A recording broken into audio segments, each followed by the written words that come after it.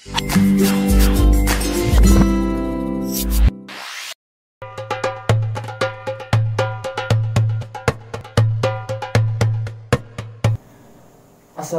warahmatullahi wabarakatuh. Selamat pagi anak-anakku kelas 2. Pada hari ini, hari Selasa, tanggal 14 Juli tahun 2020, kita sudah memasuki tahun ajaran baru, yaitu tahun ajaran 2020 tahun 2021. Puji syukur alhamdulillah kita masih diberi nikmat bertemu kembali. Tapi sebelum kita memulai pembelajaran kita pada pagi hari ini, perkenalkanlah guru namanya Pak Deswantoro yang akan mengajar kalian materi pendidikan agama Islam dan budi pekerti di SDN Negeri 1 Ambar Resmi. Baik anak-anakku sekalian, materi yang akan kita laksanakan, yang akan kita ajarkan hari ini ya adalah materi tentang sikap jujur Nabi Muhammad SAW. Oke, sebelum memulai pembelajaran kita pada pagi hari ini, mari kita biasakan sebelum memulai, karena ini pembelajaran jarak jauh melalui daring. Anak-anak sudah mandi, sudah sarapan, dan tentunya tetap berpakaian rapi meskipun tidak bertatap muka dengan Bapak Ibu. Oke, selanjutnya marilah kita berdoa sebelum memulai pelajaran. Berdoa mulai. Bismillahirrahmanirrahim. Raditu billahi rabba wa bil islami dina wa bi muhammadin nabiyya wa rasula. Rabbi sidni ilma warzuqni fahma. Amin. Anak-anak sekalian, alhamdulillah tadi kita sudah berdoa, dan selanjutnya Pak Guru sampaikan kembali bahwasanya materi kita adalah sikap jujur Nabi Muhammad Sallallahu Alaihi Wasallam. Ya, meskipun kita tidak bertatap muka, tapi kita tetap memiliki tujuan pembelajaran. Tujuan pembelajarannya yang pertama, melalui pembiasaan peserta didik dapat meyakini kebenaran kisah Nabi Muhammad SAW dengan sepenuh hati. Yang kedua, melalui pembiasaan peserta didik dapat menunjukkan sikap jujur dengan benar. Yang ketiga, melalui pembelajaran jarak jauh, peserta didik dapat menyebutkan sikap terpuji dari kisah keteladanan Nabi Muhammad SAW dengan benar. Yang keempat, melalui pembelajaran jarak jauh, peserta didik dapat menjelaskan sikap jujur dari kisah keteladanan Nabi Muhammad SAW. Dan kelima, melalui pembelajaran jarak jauh, peserta didik dapat menceritakan sikap terpuji dari kisah keteladanan Nabi Muhammad Shallallahu Alaihi Wasallam. Itulah tujuan pembelajaran yang akan kita laksanakan pada pagi hari ini. Nah, langsung kita masuk ke materi ya. Materinya adalah sikap jujur Nabi Muhammad Shallallahu Alaihi Wasallam. Ya, tahukah anak-anak siapakah Nabi Muhammad Shallallahu Alaihi Wasallam? Ya, Nabi Muhammad adalah Rasul utusan Allah. Beliau diutus oleh Allah untuk membawa kebaikan. Ya, beliau sejak masih kanak-kanak, ya, sejak masih umur 12 tahun, beliau itu sudah berdagang, ikut berdagang bersama dengan pamannya. Siapa nama pamannya?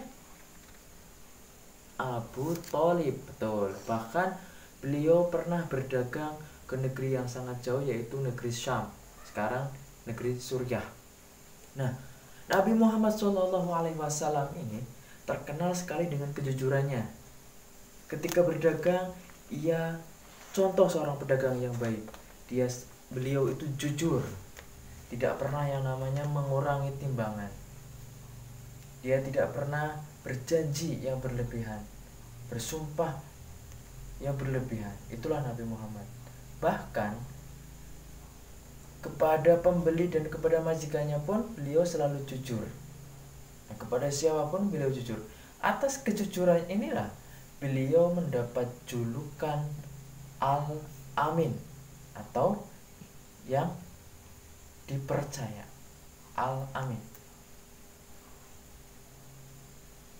Tadi apa? Al-Amin artinya dipercaya, dapat dipercaya. Oke. Baik anak-anak, untuk selanjutnya kita mengenal sikap jujur Nabi Muhammad. Ini pentingnya perilaku jujur. Pentingnya perilaku jujur ini sangat sekali diperlukan agar kita tahu dan memahami betapa pentingnya memiliki sikap jujur, ya.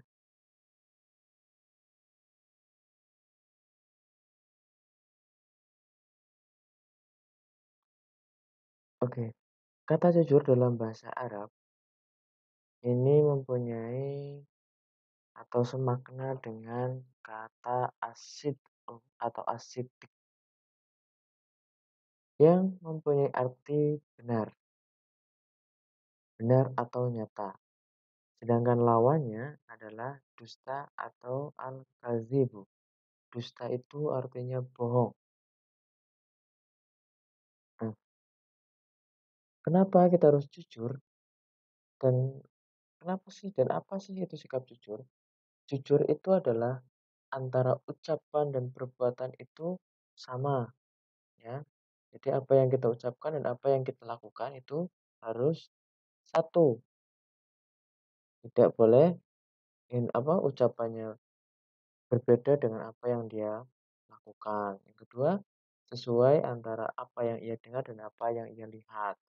Yang selanjutnya, hatinya itu mantap, hatinya itu yakin dengan apa yang ia katakan, karena itu adalah suatu hal yang jujur. Dan kita ketahui ketika suatu yang baik itu tidak akan tercampur dengan kedustaan. Jangan sampai dicampuri dengan kedustaan. Apa itu dusta? Bohong. Karena apa? Dusta itu termasuk ke dalam ciri-ciri orang yang munafik. Nah, apa saja ciri-ciri orang munafik? Yang pertama dusta. Dusta itu berkata tidak sama dengan hal yang sebenarnya atau berbohong. Kemudian ingkar janji dan khianat. Ini adalah ciri-ciri orang munafik. Khianat itu apa? Khianat itu contohnya ketika kita diberi amanah, tapi kita tidak melaksanakannya. Itu khianat. Untuk selanjutnya, macam-macam jujur. Jujur dalam hati, jujur dalam pikiran, jujur dalam perkataan, dan jujur dalam perbuatan. Jujur dalam hati, jujur dalam perkataan, dan jujur dalam perbuatan. Jujur dalam hati, yaitu di hatinya itu tidak ada rasa tindakan yang sengaja untuk berbohong. Hatinya itu benar-benar takut kepada Allah untuk tidak berkata bohong. Kita harus berkata jujur. Yang kedua, jujur dalam perkataan. Apa yang ia ucapkan itu sesuai dengan apa yang ia sampaikan. Kemudian, jujur dalam perbuatan atau amalia, yaitu kegiatan-kegiatan atau perbuatan-perbuatannya itu sungguh-sungguh mencerminkan suatu yang apa yang ada di dalam hatinya, tabiatnya. Apa yang ia dalam hatinya, apa yang dia katakan. Jadi antara jujur dalam hati, perkataan dan perbuatan itu harus selaras. Oke. Tadi sudah kita membahas tentang pentingnya sikap jujur dan macam-macam jujur. Untuk selanjutnya, Pak Guru ada gambar. Silakan diperhatikan, ada 4 gambar ini Pak Guru susun acak, ya. Di modul juga ada, silakan dilihat. Pak Guru susun acak, silakan kamu urutkan perbuatan-perbuatan itu, kemudian kamu ceritakan apa yang terjadi di gambar-gambar tersebut. Bapak Ibu dan anak-anakku sekalian, demikianlah untuk materi secara virtual, secara video ini kami sampaikan. Mungkin terdapat banyak kekurangan, dan Bapak Ibu silakan dampingi putra-putrinya untuk selalu mengerjakan tugas, selalu belajar, terutama dari modul. Ya, dari modul itu kemudian Bapak Ibu silakan untuk dibimbing putra-putrinya.